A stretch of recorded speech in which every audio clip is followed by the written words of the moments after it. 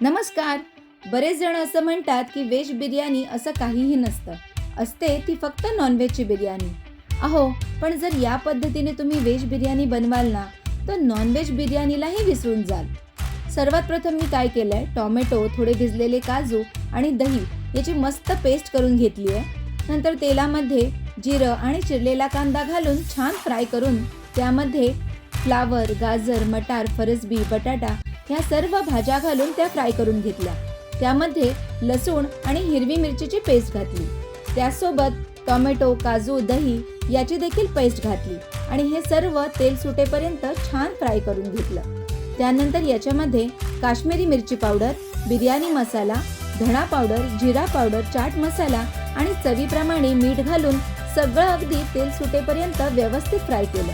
त्यात थोडं पाणी देखील घातलं आणि बरं का, यामध्ये मी फ्राय केलेलं पनीर सुद्धा घातलं आणि त्यानंतर बासमती राईस, खडे मसाले घालून 80% कुक करून घेतला आणि या भाताची शिजलेल्या भाजीवर एक छान लेअर लावली.